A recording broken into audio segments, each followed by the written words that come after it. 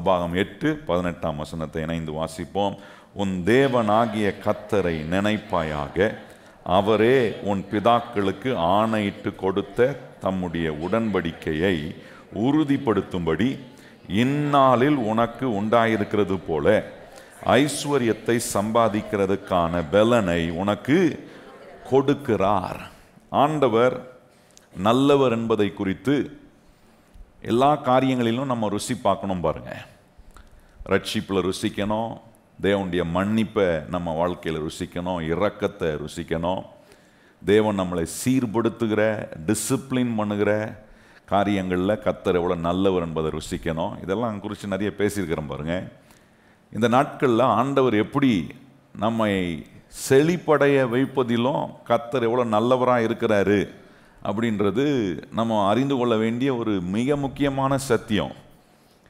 கர்த்தரை தேடி வருகிற நமக்கு ஒன்றும் குறைப்படாது. கையை வாய்த்தி சொல்லுங்க, கர்த்தரை தேடி வருகிற நமக்கு என்ன பண்ணாது? அதான் வேதம் அப்படி தான் சொல்லுது.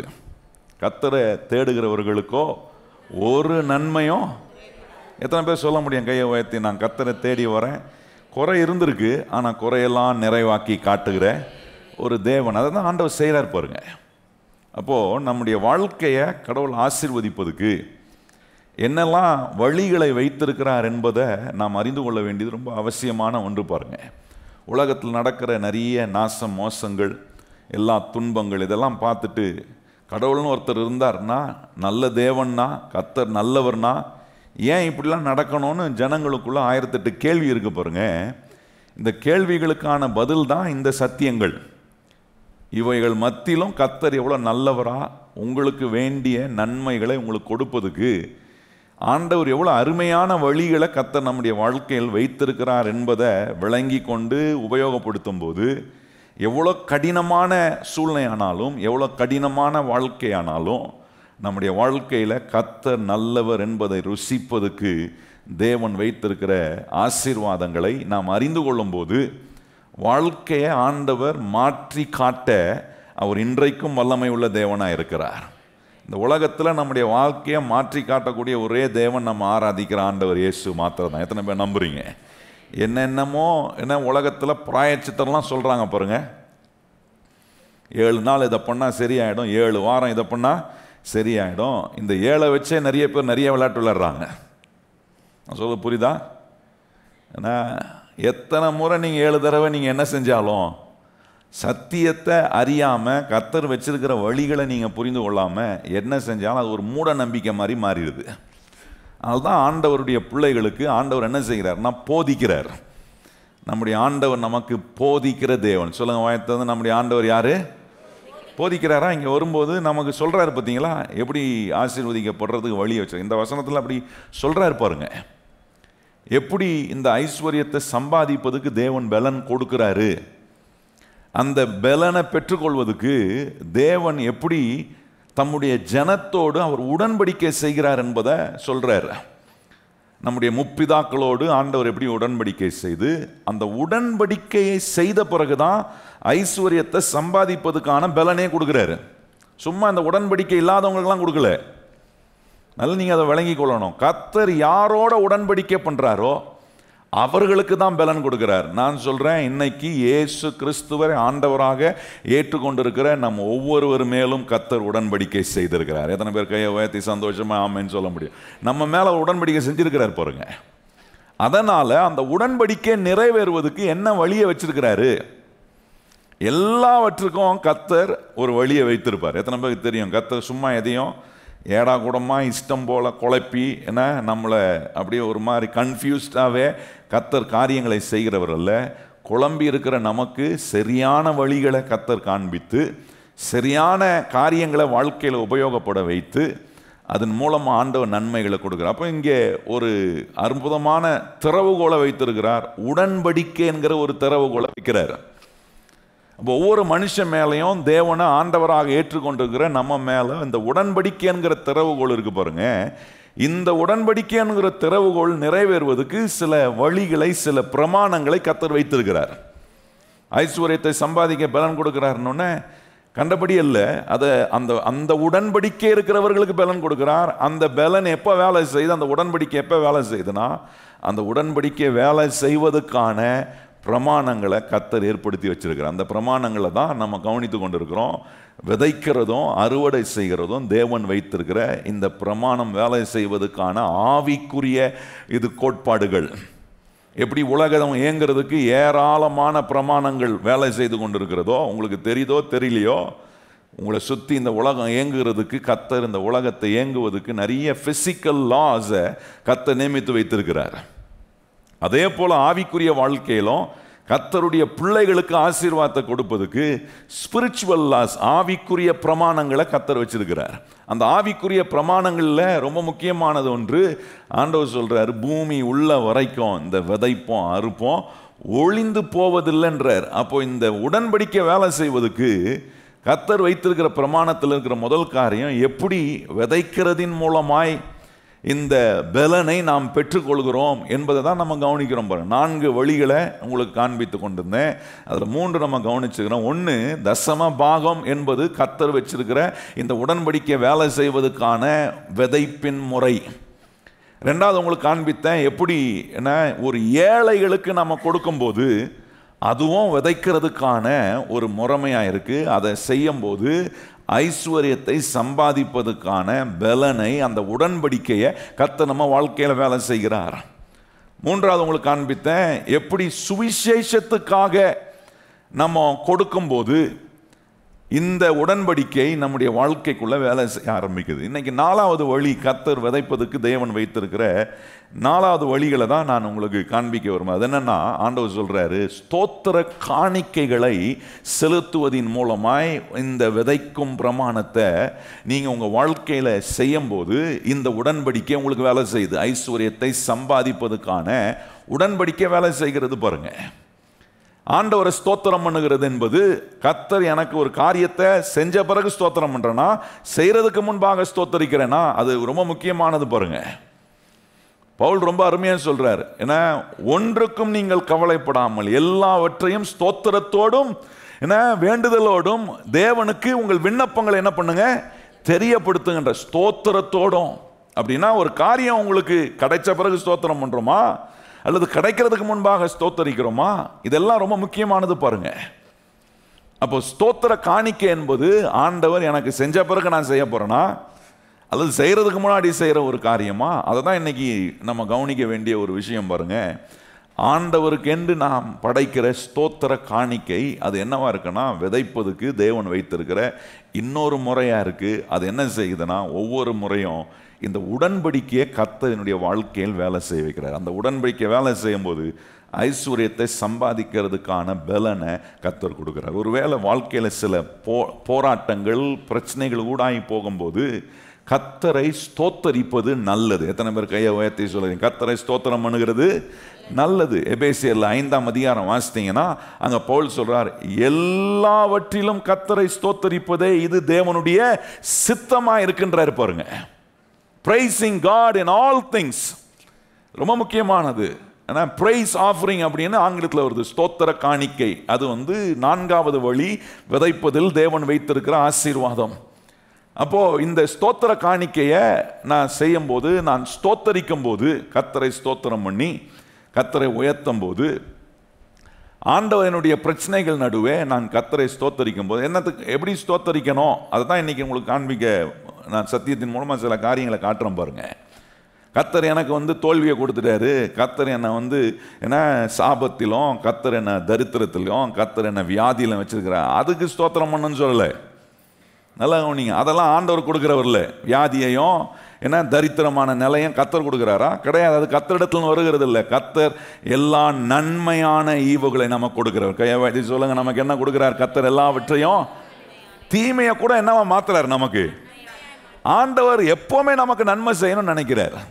அப்போ ஆண்டவரை ஸ்தோத்தரிக்கும் போது என் கண்ணை கர்த்தர் மேலே வைக்கிறேன். என்னுடைய போராட்டத்தின் நடுவே, என்னுடைய பிரச்சனை நடுவே கர்த்தரை நான் என்ன செய்கிறேன்? ஸ்தோத்தரிக்கக்கூடியவனாக இருக்கிறேன். பவுல் செய்த ஒரு காரியத்தை உதாரணமாய் காட்டி அதிலிருந்து சில காரியங்களை நான் உங்களுக்கு இதிலிருந்து விளக்கி சொல்ல நான் விரும்புகிறேன். பாருங்கள், பிலிப்பியர் 4ஆம் அதிகாரம் வாங்க. பிலிப்பியர் 4ஆம் அதிகாரத்தில் பவுல் என்ன செய்கிறாரு இந்த ஸ்தோத்தரிக்கிற காரியங்களை குறித்து. ஏன்னா இந்த ஸ்தோத்தரிக்கிற நிலை நம்முடைய வாழ்க்கையில் ரொம்ப முக்கியமானது. பாருங்கள், பிலிப்பியர் 4ஆம் அதிகாரத்தில் அங்கே 10ஆம் வசனத்திலிருந்து சில வாக்கியங்களை நாம் வாசிக்கணும். 10ஆம் வசனம் பாருங்கள்.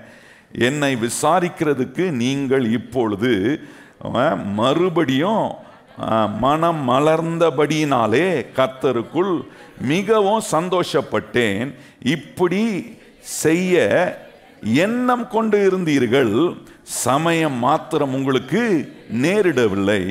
என் குறைச்சலினால் நான் இப்படி சொல்லுகிறது இல்லை. ஏனெனில் நான் எந்த நிலையில் இருந்தாலும் மனரம்யமாய் இருக்க கற்றுக்கொண்டேன். தாழ்ந்திருக்கவும் எனக்கு தெரியும், வாழ்ந்திருக்கவும் எனக்கு தெரியும். எவ்விதத்திலும் எல்லாவற்றிலும் திருப்தியாய் இருக்கவும், பட்டினியாய் இருக்கவும், பரிபூரணம் அடையவும், குறைவுபடவும் போதிக்கப்பட்டேன். நல்ல கவனி, என்ன சொல்றாரு பவுல்? எனக்கு பலர் நீங்கள் உதவி செய்யணும்னு விரும்புனீங்க. பலர் எனக்கு என்ன பல ஊழிய பிரயாணத்துக்கு போகும்போது நீங்கள் எனக்கு சப்போர்ட் பண்ணணும், என் கூட இருக்கணும்னு எல்லாம் விரும்புனீங்க. அதெல்லாம் நல்லது தான். அங்கே சொல்கிறாரு என் குறைச்சலில். அதுக்கப்புறம் என்ன சொல்கிறாரு அங்கே? என்ன சொல்கிறாரு? ஏனெனில் எந்த நிலையில் இருந்தாலும் நான் மனரம்யமாக இருக்க கற்றுக்கொண்டேன். தாழ்ந்திருக்கவும் எனக்கு தெரியும், வாழ்ந்திருக்கவும் எனக்கு தெரியும். அப்புறம் எவ்விடத்திலும் எல்லாவற்றிலும் திருப்தியாக இருக்கவும், பரிபூரணமாக இருக்கவும், பட்டினியாக இருக்கவும், குறைவுபடவும் நான் என்ன பண்ணியிருக்கிறேன்? நல்லா நீங்கள் இப்போ என்ன சொல்ல வராரு? அந்த போதிக்கப்பட்டிருக்கிறேன் அந்த வார்த்தை ரொம்ப முக்கியமானது. என்ன போதிக்கப்பட்டிருக்கிற? கஷ்டங்கள் வரும், பிரச்சனைகள் வரும், ஊழியத்தில் பல தேவைகள் எல்லாம் வரலாம். ஆனால் ஒரு காரியத்தை போதிக்கப்பட்டிருக்கிறேன். என்னன்னா, தேவனுடைய வாக்கு தத்துவம், தேவனுடைய உடன்படிக்கை மாறாதவைகளாக இருக்கிறது என்பதை குறித்து நான் போதிக்கப்பட்டிருக்கிறேன். அதனால் என்ன சொல்கிறாரு? எனக்கு என்ன நேரிட்டாலும் கர்த்தர் என் கூட இருப்பார், கர்த்தர் எனக்கு உதவி செய்வார், கர்த்தர் என்னை தாங்குவார், கர்த்தர் என்னை விசாரிப்பார், கர்த்தர் எனக்கு வேண்டியதெல்லாம் செய்யக்கூடிய தேவனாக இருக்கிறாரு. அதுதான் நீங்கள் கவனிச்சு பாருங்க. பவுலும் சீலாவையும் கொண்டு போய் சிறைச்சாலைக்குள்ளே போட்டபோது அவர்கள் அங்கே என்ன செய்தார்கள்? கர்த்தரை பாடி ஸ்தோத்திரம் செய்ய ஆரம்பித்தார்கள். பிரச்சனைகள், சவால்கள், வாழ்க்கையில் சில நெருக்கடியான சூழ்நிலைகள் வரும்போது இந்த ஸ்தோத்தரிக்கிற அனுபவம் ரொம்ப முக்கியமானது. கர்த்தரை ஸ்தோத்தரிப்பதை குறித்து போதிக்கப்பட்டிருக்கிறேன்னா, இங்கே பவுல் சொல்றாரு, எனக்கு நிறைவாக இருக்கவும் தெரியும், வாழ்ந்திருக்கவும் தெரியும், தாழ்ந்திருக்கவும் தெரியும், பட்டினியாகவும் இருக்கவும் தெரியும். எந்த நிலையிலும் நான் எப்படியும் இருப்பதுக்கு நான் போதிக்கப்பட்டிருக்கிறேன்றார். அப்படின்னா எனக்கு தேவனுடைய வார்த்தை இருக்கு, தேவனுடைய வாக்கு தத்துவம் இருக்கு, தேவனுடைய உடன்படிக்கை எனக்கு இருக்கு. இதெல்லாம் எனக்கு இருக்கிறதுனால நான் போதிக்கப்படாத தான் சொல்கிறேன். இதெல்லாம் சொல்லி முடிச்சுட்டு 13ஆம் வசனத்தில் வராரு பாருங்க. போதிக்கப்பட்டு இருக்கிறேன் அப்படின்னு சொல்லிட்டு நல்லா கவனிச்சு பாருங்க. என்ன சொல்றாரு? எப்படி நீங்க எனக்கு உதவி செஞ்சீங்க? அவர் சொல்றாரு, சுவிசேஷத்தின் நிமித்தமா நான் பட்டினியா இருக்க வேண்டியது இருந்துச்சு. அவர் சொல்ற, சுவிசேஷத்தின் நிமித்தமா நான் பட்டினியா இருக்க வேண்டியதா இருந்துச்சு, குறைவுபட வேண்டியதா இருந்துச்சு, தாழ்ந்து இருக்க வேண்டியதா இருந்துச்சு. இதெல்லாம் நான் அடைந்தேன், சந்திச்சேன். ஆனா போதிக்கப்பட்டிருக்கிறேன்றாரு. நல்லா கவனிங்க. கர்த்தருடைய பிள்ளைகளா இருக்கிற நம்ம என்ன சூழ்நிலைகளுக்குள்ள போனாலும் நம்ம போதிக்கப்பட்டு இருக்கிறோம் என்பதை மறந்துடக்கூடாது. நமக்கு வசனம் இருக்கு, தேவனுடைய வாக்கு தத்தம் இருக்கு, தேவன் நம்மோடு செய்திருக்கிற உடன்படிக்கை இருக்கு. அது நடுவே கர்த்தரை ஸ்தோத்தரிக்கிற அனுபவம் இருக்கிறதா என்பதை நம்ம செக் பண்ணணும். அந்த ஸ்தோத்தரிக்கிற அனுபவம் கர்த்தர் மேலே என் கண்ணை வச்சு, கர்த்தர் மேலே என் விசுவாசத்தை வச்சு, கர்த்தருடைய வார்த்தையின் மேலும் கர்த்தருடைய வாக்குத்தத்தத்தின் மேலும் தேவன் என்னோட செய்திருக்கிற உடன்படிக்கை வேலை செய்யும் என்கிற விசுவாசத்தோடு இதெல்லாம் தான் போதிக்கப்பட்டது. பாருங்க, சும்மா கண்டதை கவலைப்பட்டு இருக்கல. என்ன போதிக்கப்பட்டு இதெல்லாம் வரும், இப்படிலாம் நடக்கும். ஆனாலும் நான் போதிக்கப்பட்டிருக்கிறேன் அப்படின்னு சொல்லிட்டு அடுத்த வசனம் சொல்றாரு பாருங்க, எல்லாருக்கும் பிடிச்ச வசனம் என்ன சொல்றாரு? போதிக்கப்பட்டிருக்கிறேன், இதெல்லாம் எனக்கு தெரியும் அப்படின்னு சொன்னதுனால தான் பவுல் சொல்றாரு, என்னை பலப்படுத்துகிற கிறிஸ்துவினாலே எல்லாவற்றையும் செய்ய எனக்கு என்ன உண்டு? எல்லாவற்றையும் செய்ய எனக்கு பலன் உண்டு சொல்லிட்டு 19ஆம் வசனம் பாருங்க, என் தேவன் தம்முடைய ஐஸ்வரியத்தின்படி உங்கள் குறைவுகள் எல்லாம் கிறிஸ்து இயேசுவுக்குள் மகிமையிலே சொல்றார் பவுல். எங்க இருந்து எழுதுறாரு கொஞ்சம் யோசிச்சு பாருங்க. சிறைச்சாலைக்குள்ள இருந்து ஒரு என்ன கஷ்டமான ஒரு சூழ்நிலைக்குள்ள இருந்து அங்க என்ன சொல்ற? நான் போதிக்கப்பட்டிருக்கிறேன். என் கண்ணை எது மேல வைக்கிறேன்னா, எனக்கு போதிக்கப்பட்டிருக்கிற, எனக்கு கொடுக்கப்பட்டிருக்கிற கர்த்தருடைய வாக்கு தத்துவம், கர்த்தருடைய உடன்படிக்கை மேல வைக்கிறேன். இதெல்லாம் எனக்கு போதிக்கப்பட்டிருக்கு. எல்லாம் நீங்க பவுலுக்கு இப்படி ஒரு பிரசங்கியார் இருந்து பிரசங்கம் பண்ணாரான்னு எனக்கு தெரியல. ஏன்னா அவரே ஒரு பெரிய பிரசங்கியார். பல இடங்களுக்கு போய் என்ன பிரசங்கம் பண்ணி சபைகளை ஸ்தாபித்து அங்கே இருக்கிற மக்களை, ஊரில் இருக்கிற மக்களுக்கு இயேசு கிறிஸ்துவை குறித்து பிரசங்கித்து அவர்களை ரட்சிப்புக்குள்ள நடத்தி கொஞ்ச நாள் அவர்களோடு இருந்து போதித்து ஒரு இடத்தை உருவாக்கிட்டு தான் அடுத்த இடத்துக்கு போவார் அவர். இப்படி தான் பல இடங்களுக்கு பல மிஷினரி பிரயாணமாய் போய் பவுல் ஊழியம் செய்தார். கவனிச்சு பாருங்க. இன்னைக்கு ஆனால் நமக்கு இருக்கிற பாக்கியம் என்னன்னா, கர்த்தர் உங்களுக்கு ஒரு சபையை கொடுத்து அந்த சபையில் ஒரு போதகரை வச்சு வாரந்தோறும் உங்களுக்கு வசனத்தை கர்த்தர் என்ன பண்றாரு? போதித்து கொண்டிருக்கிறாரு. நீங்களும் நானும் போதிக்கப்பட்டவர்கள். கையை வைத்து ஆமென்னு சொல்லுங்க. பவுல் சொல்றார், நான் போதிக்கப்பட்டிருக்கிறேன். என்ன போதிக்கப்பட்டிருக்கிறாரு? எந்த நிலையிலும் எவ்விதத்திலும் இருக்க, அதை எப்படி சொல்ல வருமானா, எந்த நிலையிலும் எவ்விதத்திலும் கர்த்தரை ஸ்தோத்தரிக்க எனக்கு கர்த்தர் போதித்திருக்கிறார். அதான் சொல்றாரு, இந்த தேவன் என் கூட இருக்கிறதுனால எனக்கு ஒன்று தெரியும், அவர் என்னை எந்தெந்த இடத்துல பலப்படுத்தணுமோ பலப்படுத்தி, என்னை பலப்படுத்துகிற கிறிஸ்துவினாலே எல்லாவற்றையும் செய்ய எனக்கு என்ன உண்டு? என்ன மாதிரி எழுதுறாரு பாருங்க. ஒரு எங்கேருந்து எழுதுறாரு? அரண்மனையில் உட்காந்து எழுதுறாரு. சுற்றி டேபிளில் அவருக்கு சுற்றி சாப்பாடு வச்சு வேலைக்கு வேலை சாப்பாடு கொடுத்து சாப்பிட்டுட்டு எழுதுங்க அப்படின்னு எழுதுறாரு. ஜெயிலில் இருந்துக்கிட்டு என்ன கொடுத்துருப்பாங்களோ தெரியல, வசதி இருந்திருக்குமா, வசதி இருக்கு. அதான் சொல்றாரு, வாழ்ந்திருக்கவும் தெரியும் எனக்கு, தாழ்ந்திருக்கவும் போதிக்கப்பட்டிருக்கிறேன். ஐ ஹவ் பீன் டாட், நான் எனக்கு கற்றுக் கொடுக்கப்பட்டிருக்கு, நான் இந்த வசனத்தினால கற்றுக்கொள்ளப்பட்டிருக்கிறேன், தேவ வாக்கு தத்தத்தினால் நான் போதிக்கப்பட்டிருக்கிறேன், தேவ உடன்படிக்கை எனக்கு இருக்கின்றத நான் அதன் மூலமா போதிக்க, இது எனக்கு வேலை செய்யும் என்று எனக்கு தெரியும். இன்னைக்கு உங்க கஷ்டத்தின் நடுவே, உங்களுடைய சவால்கள் நடுவே உங்களுக்கு ஒன்று தெரியணும், கர்த்தருடைய வார்த்தை எனக்கு வேலை செய்யும். எத்தனை பேர் கையை உயர்த்தி சொல்றீங்க? கர்த்தருடைய உடன்படிக்கை எனக்கு வேலை செய்யும். கையை உயர்த்தி சொல்லுங்க, கர்த்தருடைய உடன்படிக்கை எனக்கு. எதிர்ப்பான நிறைய காரியங்கள் இருக்கலாம், என்ன உங்களை சோர்வுபடுத்த, உங்களை பலவீனமாக்கக்கூடிய நிறைய காரியங்கள் உங்களை சூழ இருக்கலாம். ஆனா நான் சொல்லணும், நான் கர்த்தரால போதிக்கப்பட்டிருக்கிறேன், எனக்கு இந்த தேவனுடைய உடன்படிக்கை வேலை செய்யும். எத்தனை பேர் கையை வாய்த்தி சொல்றீங்க? என்னோடு தேவன் செய்திருக்கிற அவருடைய உடன்படிக்கை எனக்கு என்ன செய்யும்? வேலை செய்யும். வேலை செய்கிறதுனால ஐஸ்வர்யத்தை சம்பாதிப்பதுக்கு பலன் கொடுக்கிறேன். அதுதான் பவுல் சொல்ல, என்னை பலப்படுத்துகிற கிறிஸ்துவினாலே எல்லாவற்றையும் எனக்கு பலன் உண்டு. சிறைச்சாலைக்குள்ள இருந்து உட்கார்ந்து இப்படி எழுதுறாரு. நான் கேட்கிறேன், வீட்டுக்குள்ள உட்காந்து உன்னால் இப்படி எழுத முடியுமா? வாழ்க்கையில் உங்க சூழ்நிலை இப்படி பேச முடியுமா? ஆனா என்ன பேசுறான்? கர்த்தர் கை விட்டாரு, கர்த்தர் என்னத்தை செஞ்சிட்டாரு? இதெல்லாம் என்ன காட்டுதுன்னா, போதிக்கப்பட்டிருக்கிறத மறந்து அவிசுவாசத்திலும் பயத்திலும் சந்தேகத்திலும் கர்த்தர் நமக்கு போதித்த இந்த வசனத்தின் மேலையும் வாக்குத்தத்தத்தின் மேலையும் என்னோட தேவன் செய்திருக்கிற உடன்படிக்கை மேல நான் அவிசுவாசப்பட்டு இதெல்லாம் இல்லை, இதெல்லாம் எனக்கு வேலை செய்யாது, நானே ஒரு கன்க்ளூஷன் வந்துடுறேன். ஆனால் பவுல் சொல்ற, இல்லை இல்லை, எந்த நிலையை நான் அடைய வேண்டியதாக இருந்தாலும், அந்த வார்த்தை இருக்கா சொல்கிறாரா, எந்த என்ன அங்கே சொல்கிறாரு பாருங்க, என்ன அங்கே என்ன சொல்கிறாரு, ஏனெனில் நான் எந்த நிலையில் இருந்தாலும், அதை பாருங்க அந்த வார்த்தை 11ஆம் வசனத்தில், ஏனென்றால் நான் எந்த நிலைமையில் இருந்தாலும் மனரம்யமாக இருக்க ஸ்தோத்திரம் பண்ற அனுபவம் இருந்துச்சுன்னா, நான் சொல்கிறேன், எந்த நிலையிலும் உங்களை கர்த்தர் மனரம்யமா இருக்க கர்த்தர் வைப்பாரு. எல்லா நன்மைகளையும் உங்க குறைவுகள் எல்லாம் அவர் நிறைவாக்க வல்லவராயிருப்பார். அந்த மனரம்யம் வரணும் பாருங்க.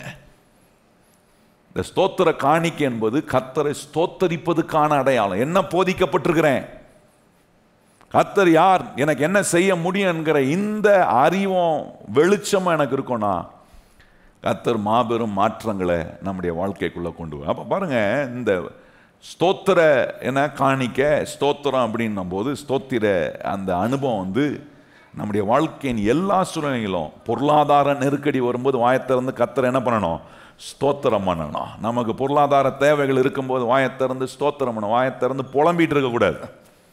அதான் ரொம்ப முக்கியம். பாருங்க, அதையும் சொல்றாரு, சரீர ரீதியான பலனையும் கர்த்தர் கொடுக்கக்கூடியவராக எனக்கு இருந்திருக்கிறாரு.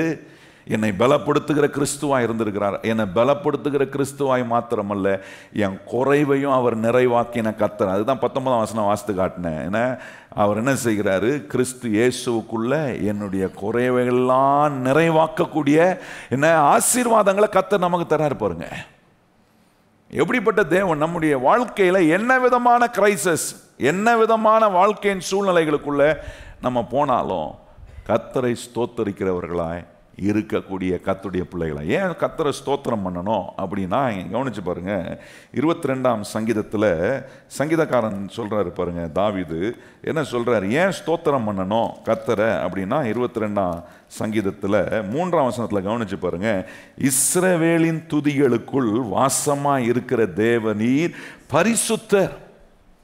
ஏன் ஸ்தோத்திரம் பண்றேன்னா, அவர் துதிகள் நடுவே, ஸ்தோத்திரிக்கிறதின் நடுவே அவர் வாசம் பண்றாரு. He dwells among the praises. தேவன் எங்க இருக்கிறாரு? நம்முடைய தேவன் யார்?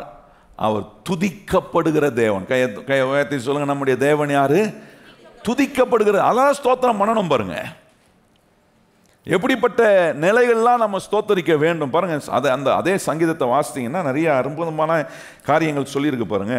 22ஆம் வசனத்துல கவனிச்சு பாருங்க, என்ன சொல்றாரு, ஏன் இப்படிலாம் ஸ்தோத்தரிக்கணும்? நான் ஸ்தோத்தரிக்க விசுவாசம் வருது, தைரியம் வருது, பலன் கிடைக்குது, என் குறைவுகள் நிறைவாகுது. எல்லா நிலைகளும் வெறும் சரீர ரீதியான பிரச்சனைகள் வரும்போது மாத்திரமல்ல, மன ரீதியான பிரச்சனைகள் வரும்போது மாத்திரமல்ல, தேவைகள் ரீதியாக நிறைய சவால்கள் பிரச்சனைகள் வரும்போது அப்பயும் நான் போதிக்கப்பட்டிருக்கிறேன்றதை மறந்துடக்கூடாது. இதை குறித்து கர்த்தர் எனக்கு சொல்லிக் கொடுத்த நம்முடைய ஆண்டவர் எல்லா காரியங்களையும் குறித்து நமக்கு போதிக்கிறாரு. சரீர ரீதியான ஆசீர்வாதத்தை சொல்லித்தராரு, ஆவிக்குரிய ரீதியான ஆசீர்வாதத்தை சொல்லித்தராரு, ஆவிக்குரிய பிரமாணங்களை சொல்லித்தராரு. இந்த தேவன் வைத்திருக்கிற இந்த உலகத்தில் கர்த்தர் நமக்கு வச்சிருக்கிற செல்வங்கள், ஐஸ்வர்யங்கள், இதெல்லாம் கர்த்தர் சொல்லி எதுக்கு கொடுக்கிறாரு, அதை வச்சு நான் என்ன செய்ய, எல்லாத்தையும் போதிக்கிறார் பாருங்க. நமக்கு இந்த தேவனிடத்துல வரும்போது எனக்கு வேண்டிய எல்லா காரியத்தையும் கர்த்தர் அவர் எனக்கு கற்றுக் கொடுப்பார். பாருங்க, 22ஆம் வசனம் என்ன சொல்றாரு, சங்கீதக்காரன் சொல்றான் பாருங்க, உம்முடைய நாமத்தை என் சத்துருக்களுக்கு அறிவித்து சபை நடுவில் உம்மை துதிப்பேன் சொல்லிட்டு சொல்றான் பாருங்க. 23ஆம் வசனம், கர்த்தருக்கு பயப்படுகிறவர்களே அவரை துதியுங்கள், யாக்கோபின் சந்ததியாரே நீங்கள் எல்லாரும் அவரை கனம் பண்ணுங்கள், இஸ்ரவேலில் வம்சத்தாரே நீங்கள் எல்லாரும் அவர் பேரில் பயபக்தியாய் இருங்கள். 24ஆம் வசனம் பாருங்க, உபத்திரவப்பட்டவன் உடைய உபத்திரவத்தை அவர் அற்பமாய் எண்ணாம். இதெல்லாம் போதிக்கப்பட்டவங்களுக்கு தெரிய வேண்டிய விஷயங்கள். நான் போதிக்கப்பட்டிருக்கிறேன் அப்படின்னா எனக்கு தெரியும், நான் உபத்திரப்படும் போது என் உபத்திரவத்தை கர்த்தர் என்னவா நினைக்கல, அற்பமா நினைக்கல. அது ஆண்டவர் அதை உணர்ந்து கொள்றார், அதை புரிந்து கொள்றார். பாருங்க, உபத்திரப்பட்டவனுடைய உபத்திரவத்தை அவர் என்ன பண்ணவில்லை, அற்பமாய் எண்ணாமல், அப்புறம் அருவருக்காமலும் தம்முடைய முகத்தை அவனுக்கு மறைக்காமலும் இருந்து தம்மை நோக்கி அவன் கூப்பிடுகையில் அவனை கேட்டருளினார். 25ஆம் வசனம் பாருங்க, மகா சபையிலே நான் உம்மை துதிப்பேன், அவருக்கு பயப்படுகிறவர்களுக்கு முன்பாக என் பொருத்தனைகளை, அதான் அந்த ஸ்தோத்திர காணிக்கைகளை செலுத்துறேன். ஏன் செலுத்துறேன்? நான் போதிக்கப்பட்டிருக்கிறேன். உபத்திரத்தை பார்க்கிறாரு, எனக்கு அவர் முகத்தை மறைக்கிறது இல்லை. தேவன் என்னோடு செய்திருக்கிற உடன்படிக்கை எல்லாம் வேலை செய்யும், எனக்கு தெரியும். என்னை ஆசீர்வதிப்பார், என்னை விடுவிப்பார், என்னை பலப்படுத்துகிற மாத்திரம் இல்லை, என்னுடைய குறைவெல்லாம் தம்முடைய மகிமையுள்ள ஐஸ்வர்யத்தில் அவர் நிறைவாக்கக்கூடிய தேவனாக இருக்கிறாரு. ஆகவே அந்த ஸ்தோத்திர பலியை, ஸ்தோத்திர காணிக்கையை ஒரு விதையாக விதைக்கும் முறையில் கர்த்தர் தேவனுடைய ஆவிக்குரிய பிரமாணம் வேலை செய்வதற்கு தேவன் வைத்திருக்கிற ஒரு மெத்தட். நல்லா கவனிங்கள். இன்னைக்கு நம்ம அதை யோசித்து பார்க்கணும். ஏன் இதெல்லாம் உங்களுக்கு இந்த வசனங்கள்லாம் வாசித்து காட்டுறோன்னா, எப்படி கர்த்தரை ஸ்தோத்திரம் பண்ண போதிக்கப்பட்டிருக்கிறோன்றதை கொஞ்சம் செக் பண்ணி பார்க்கணும். பவுல் சொல்றார், நான் இதை குறிச்செல்லாம் எனக்கு போதிக்கப்பட்டிருக்கு. இன்றைக்கும் இந்த பிளஸிங்ஸ் என்ற சபையில் வருகிற ஒவ்வொரு விசுவாசிக்கும் வாரந்தோறும் கர்த்தர் போதிக்கிறார், இதெல்லாம் சொல்லி கொடுக்குறார். இவ்வளோத்தையும் கேட்டுட்டோம் போய் நம்ம போய் புலம்புறவங்களா இருப்போம். நான் சொல்கிறேன், தேவனுடைய வார்த்தையை நம்பலை, அவருடைய வாக்குத்தத்தை நம்பலை, அவர் என்னோட செஞ்சிருக்கிற உடன்படிக்கையை நம்பலை. அந்த உடன்படிக்கை வேலை செய்கிறதன் மூலமாக ஐஸ்வர்யத்தை சம்பாதிக்க தேவன் எனக்கு பலன் கொடுக்குறார். இதெல்லாம் எனக்கு சாத்தியமாகும், எனக்குள்ள வேலை செய்யும், என் குடும்பத்துக்கு இது வேலை செய்யும். இதை குறித்த ஒரு விசுவாசம் இல்லாமல் பயத்திலும் அவிசுவாசத்திலும் சந்தேகத்திலும் நான் இதுக்கு எதிராக நான் பேசக்கூடியவனாக இருக்கிறேன். விசுவாசம் என்ன பயத்தை உண்டாக்குவான்? அது எப்படி, இதை எப்படி செய்கிறது, அதை எப்படி பண்ணுறது, இதை செஞ்சால் என்ன ஆகும், உனக்கு இருக்குமா, இதை எப்படி முன்னேறுமா, உனக்கு விளைவு வருமா, இப்படியே பயத்திலே வச்சு தேவனுடைய பலன் எனக்கு உண்டாகும் போதெல்லாம் கர்த்தர் ஐஸ்வர்யத்தை சம்பாதிப்பதுக்கான திறமையை, பலனை, ஞானத்தை, அறிவை, ஆற்றலை, என்ன செய்யணும், எதை நான் எப்போ செய்யணும், இதெல்லாம் ஆண்டவர் எனக்கு கற்றுக் கொடுக்குறாரு பாருங்க. அதான் சொல்றார், என் சத்துருக்களுக்கு, அங்கே பாருங்க சங்கீதக்காரன் சொல்றான், உம்முடைய நாமத்தை என் சத்துருக்களுக்கு அறிவித்து சபை நடுவில் உம்மை நான் என்ன பண்ணுகிறேன், துதிப்பேன்றான். 22ஆம் வசனம் பாருங்க என்ன சொல்றான், சத்துருக்களுக்கு நடுவே, என் விழுகையை பார்க்கணும்னு காத்திருக்கிற சத்துருக்கள் நடுவே, என்னை புலம்புறாவனாகவே பார்க்கணும்னு நினைக்கிற சத்துருக்கள் நடுவே அவன் சொல்றான், இல்ல ஆண்டவரே, நான் அவன் துதிக்கிறவனா நாங்க காட்டணும். எப்படிப்பட்ட ஒரு என்ன எண்ணம் பாருங்க. இதெல்லாம் கர்த்தர் நமக்கு பாருங்க. இன்னொரு இடத்துல பாருங்க, ஆண்டவர் சொல்ற சில காரியங்களை கவனிப்போமே. சங்கீதம் 118ஆம் சங்கீதம், 118ஆம் சங்கீதத்தில் இங்கே எப்படி சொல்றாரு பாருங்க சங்கீதக்காரர். எப்படி போதிக்கப்பட்டிருக்கிறோம் நம்ம அப்படின்றத செக் பண்ணணும். என்ன சும்மா நான் ஒரு கிறிஸ்தவன், சர்ச்சைக்கு வரேன், ஞாயிற்றுக்கிழமைனா ஆண்டவரை போய் பாடுவேன், ஆராதிப்பேன், வசனத்தை கேட்பேன், நான் போயிடுவேன், அப்படி இல்லை. வருகிற ஒவ்வொரு விசுவாசியும் கர்த்தரால் போதிக்கப்பட்டிருக்கிற கர்த்தருடைய பிள்ளைகளாக இருக்கு. இந்த வசனம் நமக்கு போதிக்குது, இந்த வாக்குத்தத்தம் நமக்கு போதிக்கப்பட்டிருக்கு, இந்த உடன்படிக்கை நமக்கு போதிக்கப்பட்டிருக்கு, ஐஸ்வர்யத்தை சம்பாதிக்க பலன் கொடுத்திருக்கிறார் என்பது நமக்கு போதிக்க. இது எப்படி வேலை செய்துன்னு போதிக்கிறாரே, இதுதான் நம்ம நினைக்கணும் பாருங்க. 118ஆம் சங்கீதம் வாசிப்போமா? முதல் சில வசனங்களை வாசிப்போம். கர்த்தரை துதியுங்கள், அவர் நல்லவர், அவர் கிருபை என்றும் உள்ளது, அவர் கிருபை என்றும் உள்ளது என்று இஸ்ரவேல் சொல்வதாக, அவர் கிருபை என்றும் உள்ளது என்று ஆரோன் குடும்பத்தார் சொல்லுவதாக, அவர் கிருபை என்றும் உள்ளது என்று கர்த்தருக்கு பயப்படுகிறவர்கள் சொல்லுவதாக. நெருக்கத்தில் இருந்து கர்த்தரை நோக்கி கூப்பிட்டேன், கர்த்தர் என்னை கேட்டருளி விசாலத்தில் வைத்தார், கர்த்தர் என் பட்சத்தில் இருக்கிறார், நான் பயப்படேன், மனுஷன் எனக்கு என்ன செய்வான். பாருங்க என்ன மாதிரி வார்த்தைகள் பாருங்க, சொல்வதாக. இதெல்லாம் நமக்கு போதிக்கப்படலைன்னா இந்த வாயில் இதெல்லாம் வராது. கர்த்தர் நல்லவர், அவர் கிருபை என்றும் உள்ளது, இஸ்ரவேல் குடும்பத்தார் சொல்லணும், ஆரோன் குடும்பத்தார் சொல்லணும், கர்த்தருக்கு பயப்படுகிறவர்கள் சொல்லணும். நெருக்கத்தின் நேரத்தில் கர்த்தரை நோக்கி கூப்பிட்டா அவர் என்னை விடுவித்து என்னை விசாலத்தில் கொண்டு போய் விடுகிறார் என்கிறதெல்லாம் நம்ம போதிக்கப்படலைன்னா வாயில் வராது, ஸ்தோத்திரமாக வராது, இந்த வார்த்தைலாம் வராது. இதெல்லாம் கர்த்தரை ஸ்தோத்தரிக்கிற வார்த்தைகள். நல்லா கவனிங்க. இப்படி உங்களுடைய சோர்வின் நேரத்தில், உங்கள் தாழ்வின் நேரத்தில், உங்களுடைய கஷ்டத்தின் நேரத்தில் இப்படி கர்த்தரை ஸ்தோத்திரம் பண்ணுறோமா? அதை தான் இப்படி தான். ஏன் இந்த வசனங்கள்லாம் வாசித்து காட்டுறோன்னா, ஏன்னா இப்படிலாம் தான் கர்த்தரை ஸ்தோத்திரம் பண்ண பாருங்க. இன்னொரு இடத்துல பாருங்கள், உபாகமத்தில் நீங்கள் கவனிச்சிங்கன்னா 33ஆம் அதிகாரத்தில் நீங்கள் கவனிச்சு பாருங்கள், சில காரியங்களை அங்கே சொல்லியிருக்கு. அதை சில காரியங்களை மாத்திரம் உங்களுக்கு காண்பிக்க விரும்புகிறேன் பாருங்கள். உபாகமம் 33ஆம் அதிகாரத்தில் கவனிச்சு பாருங்கள். அங்கே 13ஆம் வசனம் பாருங்க. 33ஆம் அதிகாரம் 13ஆம் வசனம் பாருங்க, என்ன சொல்றாரு பாருங்க மோசே. அங்க என்ன சொல்றாரு பாருங்க, 13ஆம் வசனம் வாசிப்போமா? யோசேப்பை குறித்து, கர்த்தரால் அவனுடைய தேசம் ஆசீர்வதிக்கப்படுவதாக, அது வானத்தின் செல்வத்தினாலும் பனியினாலும் ஆழத்தில் உள்ள நீரூட்டுகளினாலும் சூரியன் பக்குவப்படுத்தும் அருமையான கனிகளினாலும் சந்திரன் பக்குவப்படுத்தும் அருமையான பலன்களினாலும் அது ஆதி பர்வதங்களில் உண்டாகும் திரவங்களினாலும் நீதி நித்திய மலைகளில் பிறக்கும் அரும் பொருள்களினாலும் நடக்கும் நாடும் அதன் நிறைவு கொடுக்கும் அருமையான தானியங்களினாலும் ஆசீர்வதிக்கப்படுவதாக. முச்செடியில் எழுந்தருளவரின் தயை யோசேபின் உடைய சிரசின் மேலும் தன் சகோதரனின் விசேஷித்தவனுடைய உச்சந்தலை மேலும் வருவதாக. பாருங்க எப்படிலாம் சொல்றாரு பாருங்க மோசே. என்ன மாதிரி வார்த்தைகள் பாருங்க, உபயோகப்படுத்துற வார்த்தை பாருங்க. என்ன சொல்றாரு, என்ன யோசேப்பு குடும்பம் மாத்திரம் அவனுடைய வம்சம் அவனுடைய சந்ததி எப்படி இருக்கும், எப்படி ஆசீர்வதிக்கப்பட்டிருக்கும் சொல்றாரு. கர்த்தரால அவனுடைய தேசம் ஆசீர்வதிக்கப்படுவதாக. என்ன மாதிரி வார்த்தை, இப்படிலாம் எனக்கு ஆண்டவர் செய்ய கூடும் என்கிறது நான் போதிக்கப்படலன்னா வராதுங்க வாயில.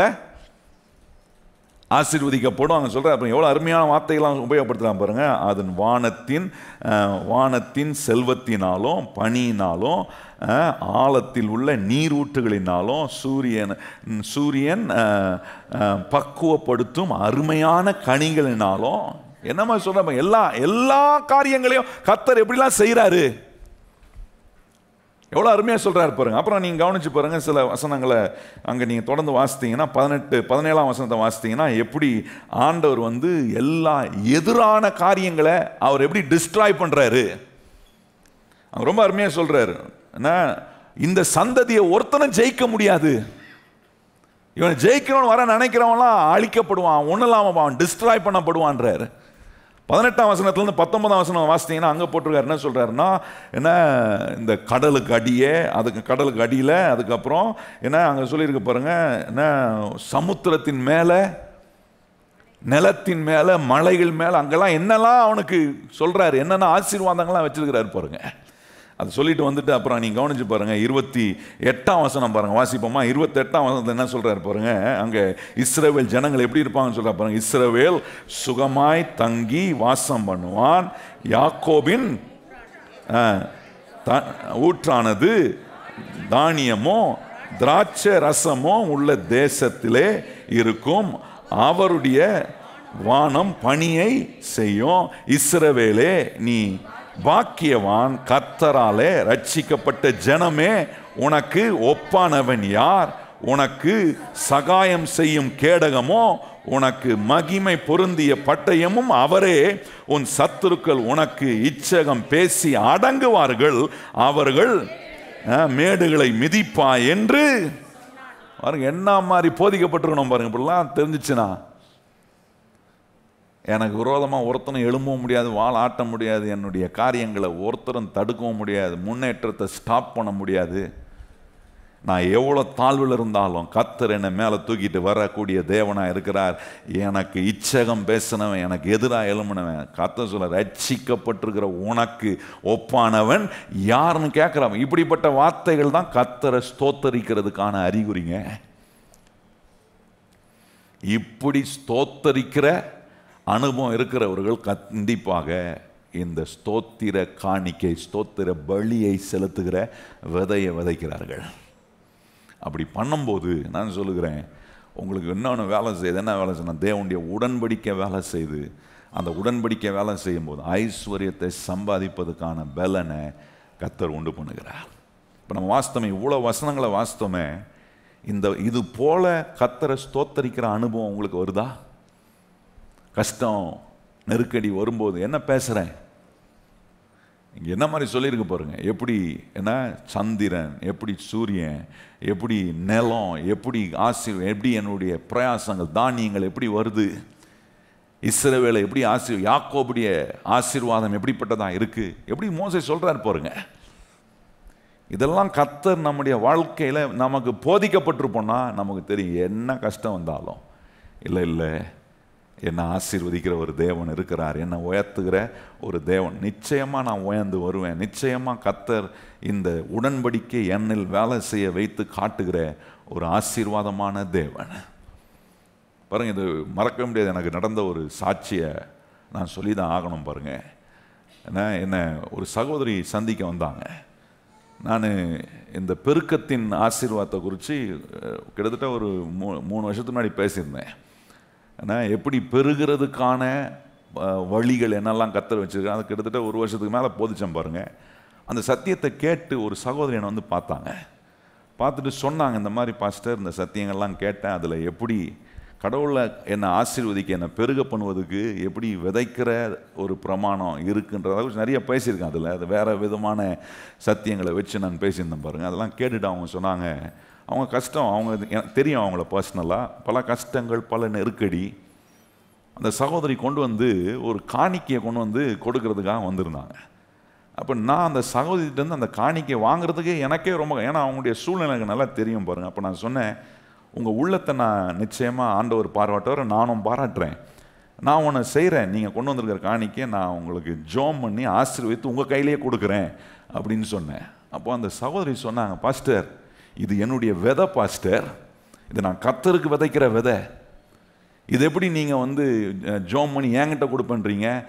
நான் நீங்கள் போதித்த வசனத்தெல்லாம் கேட்டு கர்த்தருக்கு கொடுக்கணும், என்ன சவால்கள் வந்தாலும் என்ன பிரச்சனை வந்தாலும் நான் விதைக்கிறவனா இருந்தால் கர்த்தர் என்னை ஆசீர்வதிப்பார்னு அதை குறித்து நிறைய நீங்கள் போதிச்சிருக்கிறீங்க. நான் அந்த வசனத்தை கேட்டு கர்த்தர் மேலே உள்ள விசுவாசத்தில் கொண்டு வந்து விதைக்க வந்திருக்கிறேன் சொல்லிட்டு அந்த சகோதரி என்ன கேட்டாங்க, நீங்கள் போதிக்கிற வசனத்தை நீங்களே நம்புறது இல்லையா அப்படின்னு கேட்டாங்க.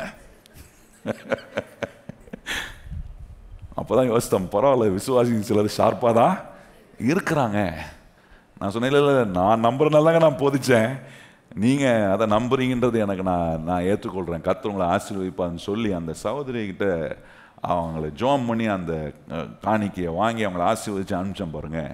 சில மாதங்களுக்கு பிறகு நான் அவங்கள பார்த்து அவங்க வாழ்க்கையை பார்க்குறேன், படிப்படியாக கர்த்தர் அவங்க தேவைகள்லாம் சந்தித்து அவங்களுக்கு ஒரு நல்ல வேலையை கொடுத்து, கஷ்டம் அந்த வேலையில் ஒன்றும் பெரிய முன்னேற்றம் இல்லை பாருங்கள், ஆனால் அதுக்கு பிறகு அவங்க வாழ்க்கையில் முன்னேற்றம். அந்த சகோதரி வந்து என்னை பார்த்து சொல்லும் போதெல்லாம் சொல்லுவாங்க, பாஸ்டர் எனக்கு ப்ரொமோஷன் கிடச்சிருக்கு, எனக்கு இன்க்ரிமெண்ட் வந்திருக்கு, இப்போ நல்லா இருக்கிறேன், என் தேவையெல்லாம் கர்த்தர் சந்திக்கிறாரு, என்னை கர்த்தர் ஆசீர்வதிச்சிருக்கிறாரு, ஆகவே ஒரு ஸ்தோத்திர காணிக்கையை கொடுக்க வந்திருக்கிறேன்னு சொல்லி கிட்டத்தட்ட ஒரு 4-5 மாதம் கழிச்சு வந்து பார்த்தாங்க. நல்லா கவனிச்சு பாருங்க, இதெல்லாம் கர்த்தர் ப்ரூவ் பண்ணி காட்டியிருக்கிற ஒரு ஊழியக்காரனா நான் பேசுகிறேன்னா, இதை சொல்கிறேன்னா கர்த்தர் வந்து அதுக்குண்டான எவிடென்ட்டை எனக்கு காட்டிகிட்டே இருக்கிறாரு. பாரு இந்த வசனம்லாம் வேலை செய்யும், எனக்கு தெரியும் இது எனக்கு வேலை செய்யுதுன்னு, ஆனால் அந்த விசுவாசிகளுக்குள்ள வேலை செய்கிறத எடுத்து காட்டுறார். விசுவாசிகள் வந்து சொல்லும் போது அவங்க சொல்கிற காரியங்களை பார்க்கும்போது தேவன் வைத்திருக்கிற பிரமாணம் எது வேணால் மாறலாங்க. உலகத்தில் வானமும் பூமியும் ஒளிந்து போகலாம், ஆனால் கர்த்தருடைய வார்த்தை ஒருபோதும் ஒளிந்து போகவே அந்த வார்த்தையினால நான் போதிக்கப்பட்டிருக்கிறேன்னு பவுல் சொல்றாரு. நீங்க எதனால போதிக்கப்பட்டிருக்கிறீங்க? அவங்க இவங்க சொல்றது, அவங்க சொன்னாங்க இவங்க சொன்னாங்க, மற்றவங்களாம் 10 ஐடியா கொடுப்பாங்க, ஆனால் சத்தியம் அது எல்லாத்துக்கும் ஆப்போசிட்டாக இருக்கும். ஏன்னா சத்தியம்தான் கடைசி வரைக்கும் ஜெயிக்கும். கை உயர்த்தி ஆமேன்னு சொல்லுங்க. எது ஜெயிக்கும்னா அவங்க இவங்க சொல்றது இல்லை, கர்த்தருடைய சத்தியமே வெல்லும். காயத்திறந்து சொல்லுங்க, எது வெல்லும்? கர்த்தருடைய சத்தியம்தான் என்ன பண்ணும், ஜெயமாக நம்முடைய வாழ்க்கையில் விளங்கும் பாருங்க. இன்றைக்கு உங்களுக்கு 4 காரியங்களை கர்த்தர் இந்த ஆவிக்குரிய பிரமாணத்தில் இந்த உடன்படிக்கை வேலை செய்ய, ஐஸ்வர்யத்தை சம்பாதிக்க தேவன் பலம் கொடுப்பதுக்கு என்ன பிரமாணங்களை வச்சிருக்கிறார்னா, தசம பாகம் கர்த்தர் வச்சிருக்கிற ஒரு பிரமாணம். அதுக்கு நீங்கள் கேள்வி எழுப்பலாம், தர்க்கம் பண்ணலாம், அது உங்களை பொறுத்தது. ஆனால் சத்தியம் இதுதான் கர்த்தர் வச்சிருக்கிற முறைமை. இந்த முறைமைக்குள்ள என்னன்னா, அவர் மேல் உள்ள அன்பில், அவர் மேல் உள்ள விசுவாசத்தில், அவர் மேல் உள்ள கீழ்ப்படிதலில் நான் இதை செய்தா அதற்கான ஆசீர்வாதத்தை கர்த்தர் நிச்சயமாக எனக்கு கொடுக்கக்கூடியவராக இருக்கிறார். 2வது, ஏழைகளுக்கு கொடுக்கணும்னு கர்த்தர் வச்சிருக்கிற பிரமாணத்தில் இருக்கிற விதைக்கும் முறையில் இருக்கிற ஒரு பிரமாணம், அதை நம்ம செய்யணும் பாருங்க. சுவிசேஷத்துக்காக கொடுப்பது தேவன் வச்சிருக்கிற விதைக்கிற பிரமாணத்தில் ஒன்று, அதை நம்ம செய்யணும். 4வது சொல்ற ஸ்தோத்திர காணிக்கையை ஒரு விதையாக நம்ம என்ன செய்யணும், விதைக்கணும். நம்முடைய வாழ்க்கையில் கஷ்டங்கள், பிரச்சனைகள், சவால்கள், பொருளாதார நெருக்கடி வரும்போது வாயத்திறந்து, இப்போ நான் சொன்ன இந்த வசனங்களெல்லாம் வச்சு போய் வீட்டில் வாயத்திறந்து பேசுங்க. உங்கள் சூழ்நிலையில், உங்கள் வாழ்க்கையில், உங்களுடைய எல்லா காரியங்களையும் பேசி பாருங்க. நான் சொல்கிறேன், அற்புதமான விளைவுகளை ஆண்டவர் உங்களுக்குள்ளே உண்டாக்குவார். தேவன் சொன்ன வார்த்தையின்படியே நம்முடைய முற்பிதாக்களுக்கு தேவன் செய்த உடன்படிக்கையை இந்நாளில் நம்மில் உறுதிப்படுத்தும்படி ஐஸ்வர்யத்தை சம்பாதிக்க கர்த்தர் நமக்கு என்ன கொடுக்குறாரு? பலன் கொடுக்குறார். அந்த பலன் வேலை செய்ய உடன்படிக்கை வேலை செய்யணும். உடன்படிக்கை வேலை செய்யணும்னா உடன்படிக்கை வேலை செய்வதுக்கு கர்த்தர் வச்சிருக்கிற ஆவிக்குரிய விதைக்கும் பிரமாணம் 4 காரியங்களை உங்களுக்கு கற்றுக் கொடுக்குது. அடுத்த வாரம் நம்ம எப்படி அறுவடை செய்கிற அதை குறித்து நிறைய பார்க்க போகிறோம். ஏன்னா விதைக்கிறதுக்கு ஒரு காலம் இருந்தால் என்னத்துக்கு ஒரு காலம் இருக்குது? நல்லா வாய்த்திறன்னு சொல்லுங்கள். விதைக்கிறதுக்கு ஒரு காலம் இருந்தால் அறுவடைக்கு யாருக்கு காலம் வரும்னா விதைக்கிறவனுக்கு தான் அந்த அறுவடை காலம் வரும். நிறைய பேருக்கு என்ன ஆசை? அறுவடை காலத்தை பற்றி நம்ம தெரிஞ்சுக்கணும். ஆனால் அதுக்கு முன்னாடி விதைக்கிறது தான் ரொம்ப ப்ரெஷியஸ். கஷ்டம். விதைக்கிறது ஒன்றும் பெரிய சுலபமான காரியம் இல்லை. உங்கள் கஷ்டத்தின் நடுவே கர்த்தர் சொல்றதை நம்பி, கர்த்தர் மேல ஏதோ மனுஷன் சொல்றது இல்லை, கடவுள் சொல்றது, தேவன் வச்சிருக்கிற முறைமைகளை நம்பி ஒரு காரியத்தை செய்யும் போது கர்த்தர் உங்களை ஒருபோதும் அவர் வெக்கம் அடைய அவர் விடவே மாட்டார். இந்த காலில் கூட நான் பேசினேன் பாருங்க, சொன்னேன் கர்த்தர் நம்ம என்ன உணர்றோமோ அதை அவர் உணர்றாரு. நான் விதைக்கும் போது அது என்ன உணர்ந்து விதைக்கிறேன், சும்மா ஒரு மேலோட்டமா இது ஒன்றும் பெரிய இது இல்லை அப்படின்னு விதைக்கிறேன்னா இல்லை ஆண்டவரே நான் உமக்கென்று விதைக்கிறது, உமக்கென்று கொடுக்கிறது ரொம்ப விளையேறப்பட்டதுப்பா எனக்கு, அது ஆண்டவரே எனக்கு ரொம்ப முக்கியமானது ஆண்டவரே. அந்த உணர்வோட நீங்க விதைப்பீங்கன்னா அந்த உணர்வை கர்த்தர் உணர்ந்திருக்கிறாரு. அது உங்களுக்கு எவ்வளவு முக்கியமோ அதே போல அது அந்த விதை கர்த்தருக்கும் முக்கியம். ஆகவே அது முக்கியமானதாய் அவர் உணர்கிறதுனால உங்களை எங்க கொண்டு வர்றாருன்னா அறுவடை என்னும் ஒரு காலத்துக்குள்ள கொண்டு வந்து நிற்க வைக்கிறாரு. ஆண்டவர் உங்களுக்கு என்ன ஏராளமாய் தாராளமாய் அறுவடை செய்ய வைக்கக்கூடிய வல்லமை உள்ள தேவன். எத்தனை பேர் இந்த சத்தியங்கள் எல்லாம் இன்றைக்கு நான் சொன்ன சத்தியம் விளங்கிச்சா? எத்தனை பேருக்கு புரிஞ்சிச்சு இந்த சத்தியங்கள் எல்லாம்? வாயை திறந்து கர்த்தரை ஸ்தோத்திரம் பண்ணும். சும்மா ஸ்தோத்திரம் ஸ்தோத்திரம் ஸ்தோத்திரம் ஸ்தோத்திரம் அப்படின்னு கொஞ்ச நேரம் சொல்லிட்டு அப்புறம் ஆத்திரம் வரக்கூடாது. இந்த ஸ்தோத்திரம் சொல்லும் போது இந்த மாதிரி வசனம் காட்டணும் பார்த்தீங்களா, இத்தனை வசனங்கள், இது எல்லாவற்றையும் வாயை திறந்து இந்த வசனங்களை சொல்லுகிறதின் மூலமாக நமக்கு ஒன்று தெரியும், இதெல்லாம் எனக்கு போதிக்கப்பட்டிருக்கு. ஆகவே எந்த சூழ்நிலையிலும் நான் மனரம்யமாக இருக்க என்ன பண்ணியிருக்கிறேன், கற்றுக்கணும். அதை தான் பவுல் சொல்கிறார். உடனே எல்லாரும் சும்மா பிடிச்சிக்கிறது, நான் தாழ்ந்திருக்கேன்னு தெரியும், வாழ்ந்திருக்குன்னு தெரியும். ஏன்னா எல்லாம் சும்மா அப்படியே எல்லாத்தையும் பிடிச்சிப்பாங்க பாருங்க. எனக்கு வாழ்ந்திருக்கும் தெரியும், தாழ்ந்திருக்கும். எதுக்கு வாழ்ந்திருக்க தெரியும், போதிக்கப்பட்டிருக்கிறேன்னா இப்படிப்பட்ட சூழ்நிலைகளில் வாயத்திருந்த வார்த்தைகளை பேச முடியுதா? எத்தனை பேர் சொல்ல விரும்புகிறீங்க, ஆண்டவரே என்னுடைய வாழ்க்கையின் எல்லா சூழ்நிலையிலும் நான் கர்த்தரை ஸ்தோத்தரிக்க போதிக்கப்பட்டிருக்கிறேன் அப்படின்றவங்க இடத்துல எழும்பி நின்று நாம் ஆண்டவரை மகிமைப்படுத்தலாம். எல்லாரும் கரம் உயர்த்தி கர்த்தரை ஸ்தோத்திரம் பண்ணுங்க பார்ப்போம். வாயை திறந்து எத்தனை பேர் கர்த்தரை ஸ்தோத்திரம் பண்ணுறீங்க? அல்லேலூயா. கர்த்தர் நல்லவர், அவர் கிருபை. இதான் ஸ்தோத்திரம் பண்ணுறது. ஸ்தோத்திரம் பண்ணுங்கன்னா சும்மா வாயத்தின ஸ்தோத்திரம் ஸ்தோத்திரம் ஸ்தோத்திரம் ஸ்தோத்திரம் அப்படி இல்லை. அது பண்ணலாம். சொல்கிறவங்க ஸ்தோத்திரம் ஸ்தோத்திரம்னா நீங்களும் என்ன பண்ணலாம், ஸ்தோத்திரம் ஸ்தோத்திரம். ஆனால் கர்த்தரை ஸ்தோத்திரம் பண்ணதுனா தான் நீ காட்டணும் பாருங்க. என் சத்துருக்கள் நடுவே நான் உம்மை துதிக்கணும் ஆண்டவரே, உம்மை ஸ்தோத்தரிக்கணும் ஆண்டவரே. என்னுடைய ஆண்டவரே காரியங்களை அற்பமாய் பார்த்தவர்கள் நடுவே என்னை ஆண்டவரை மகிமைப்படுத்தி வைக்கிறதையும் அநேகர் பார்க்கணும். இதெல்லாம் தான் கர்த்தரை ஸ்தோத்திரம். இப்படி போதிக்கப்பட்டீங்கன்னா கர்த்தர் ஒரு நாள் உங்களை வெக்கமடைய அவர் விடவே மாட்டார். எங்கள் நல்ல ஆண்டவரே, இந்த அருமையான ஆண்டவரே இரவு நேரத்தில் உம்முடைய நல்ல சத்தியத்தை நாங்கள் கேட்கும்படி எங்களை இன்னைக்கு கொண்டு வந்ததுக்காக ஸ்தோத்திரம்.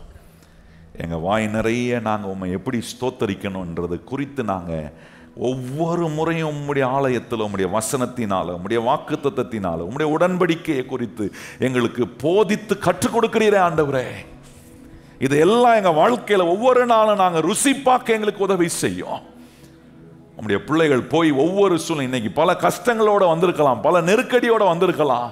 இதுக்கு என்ன செய்ய போறேன், அதுக்கு என்ன செய்ய போறேன் என்று ஆண்டவரே அங்கலாய்ப்போடு உம்முடைய பிள்ளைங்க இந்த இடத்துல நிக்கலாம். ஆனா பவுல் சொன்னது போல நான் கர்த்தரை ஸ்தோத்தரிக்க போதிக்கப்பட்டிருக்கிறேன் என்று அந்த உணர்வோடு என்னை பலப்படுத்துகிற கிறிஸ்துவினாலே எல்லாவற்றையும் செய்ய எனக்கு பலன் உண்டு என்று நான் போதிக்கப்பட்டிருக்கிறேன். அப்படி நாங்க எங்க சூழ்நிலைகள் நடுவே உம்மை கம்பீரத்தோடு ஸ்தோத்தரிக்க ஆண்டவரே, உமக்கு ஆண்டவரே அந்த ஸ்தோத்திர பலியிடும் காணிக்கைகளை செலுத்தி நாங்க விதைத்து ஆண்டவரே நீர் எங்களுக்கு என்று ஏற்படுத்தி இருக்கிற அறுவடையின் காலத்துக்கு நேராக எங்க வாழ்க்கையை நீ நடத்தி செல்கிறதுக்காக ஸ்தோத்திரம் ஆண்டவரே. உம்முடைய பிள்ளைகள் ஒவ்வொருவரையும் நீ திடகாத்திரமாக்கி ஆண்டவரே போய் இந்த வாரம் உம்முடைய பிள்ளைகள் செய்கிற ஒவ்வொரு வேலையிலும் ஒவ்வொரு காரியத்திலும் உம்மை ஸ்தோத்தரிக்கட்டும் ஆண்டவரே. என்ன சூழ்நிலை உம்முடைய பிள்ளைகள் ஸ்தோத்தரிக்கட்டும், உம்மை மகிமைப்படுத்தட்டும் ஆண்டவரே. எல்லாவற்றையும் ஸ்தோத்திரத்தோடு உம்முடைய பிள்ளைகள் எதிர்கொள்ள உம்முடைய பிள்ளைகளாகிய எங்கள் ஒவ்வொருவருக்கும் நீர் கிருபை பாராட்டுகிறதுக்காக ஸ்தோத்திரம் ஆண்டவரே. இந்த சத்தியங்கள் எல்லாம் எங்களுக்குள்ள உம்முடைய ஆசீர்வாதத்தை ஆண்டவரே, ஐஸ்வர்யத்தை சம்பாதிப்பதுக்கான பலனை எங்களுக்குள்ள நீர் உண்டு பண்ணுகிறதுக்காக ஸ்தோத்திரம். எங்க குறைவுகளா நீங்கி போகிறதுக்காக ஸ்தோத்திரம். எங்க குறைவுகள் எல்லாம் கிறிஸ்து இயேசுவின் மகிமை உள்ள ஐஸ்வர்யத்தினால நீர் நிறைவாக்குறதுக்காக உமக்கு ஸ்தோத்திரம் ஆண்டவரே. இந்த உணர்வோடு நாங்கள் காரியங்களை செய்ய எங்களுக்கு கிருபை பாராட்டும். இயேசுவின் நாமத்தில் ஜெபிக்கிறோம் எங்கள் நல்ல பிதாவே, ஆமென். இப்பொழுது நம்முடைய கர்த்தராகிய இயேசு கிறிஸ்துவின் கிருபையும் பிதாவாகிய தேவனுடைய அன்பும் பரிசுத்த ஆவியானவருடைய அந்யோன்ய ஐக்கியமும் இன்றும் என்றும் சதா காலங்களும் நம் அனைவருடன் நிலைத்திருப்பதாக. ஆமென். எல்லாரும் இணைந்து சொல்லுவோம். என் ஆத்துமாவே கர்த்தரை ஸ்தோத்திரி, என் முழு உள்ளமே பரிசுத்த நாமத்தை ஸ்தோத்திரி. என் ஆத்துமாவே கர்த்தரை ஸ்தோத்திரி, கர்த்தர் செய்த சகல உபகாரங்களையும் மறவாதே. ஆமென்.